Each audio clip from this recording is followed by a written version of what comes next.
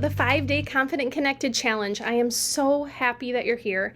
I'm Angela Preuss. I'm a child therapist. I'm a mom of 3, 2 of whom are spirited, strong-willed. I'm the author at Parents with Confidence and the creator of the Confident Connected Method, which is an online program for parents raising spirited kids. So this week, our 5-day challenge, what to expect. Every day you will be getting an email with directions on what to do. You will be getting a guide with your worksheets. If you will be able to access videos in the Facebook group, Parents Raising Strong-Willed Kids Without Regrets. If you are not in that group, you will be able to access the videos via YouTube and again via email. So you'll be getting all of those videos in all different places, and I will guide you along every step of the way. Why are we here? I am here this week with you guys because I have seen this negative dynamic just ravage families, and that is the dynamic of negativity and disconnection that sets in with families who have spirited, strong-willed kids who present so many more tricky behaviors. And I don't want to see families go through that anymore. So this week, today and this week, I am here to help you guys destroy this cycle, to disrupt it and start on a new, more peaceful, confident, connected path with your kids.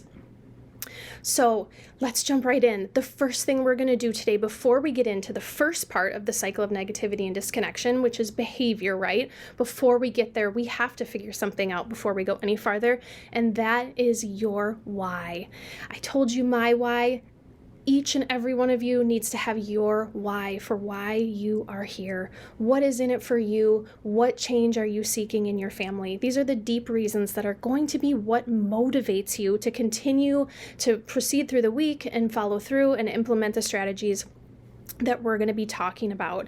Is it to save your relationship with your child? Is it to have less stress maybe in a relationship or a marriage? Is it to have a more peaceful home, a more fulfilled parenting journey, to be able to go to bed at night without feeling guilty and to look back in the future on your parenthood and not have regrets? Is it so you have more fun in your home and less battling? So many different reasons, and yours might be one of those and it might be a different one, but it's so important to take some time and reflect on your why, and you'll be able to write this down inside of your challenge worksheets. All right, let's jump in. So the first part of the behavior cycle, the cycle of negativity and disconnection is behavior. Your child expresses and exhibits so many more challenging, negative misbehaviors every day. Why do they do this, right? Why do we have these kids that are so hard for us? Why me? This is what we think. Is it because I'm a bad parent? Is it because you don't set enough boundaries? Is it because you haven't been strict enough? Is it because your kid is just a bad kid, right? These are all of the dark things that pop into our minds when we're being honest with ourselves, right?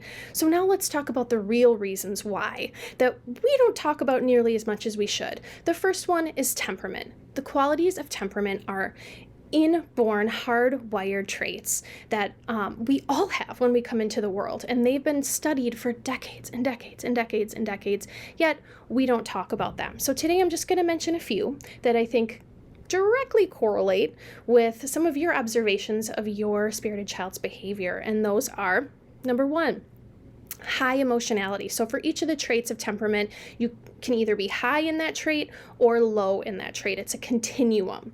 So spirited kids tend to be high in emotionality. They tend to be high in intensity. They tend to be high in persistence and low in adaptability. So those are just 4 traits that start to give you a little insight to why your child might do the things that they do. The next thing that plays a huge role in your child's behaviors is their primary human needs. These are needs we all have. We talk about our basic needs a lot, right? Food, water, sleep. These are what comes next, our primary needs, but they're just as important, right? Connection, to be seen, self-expression, all sort of physical movement, right?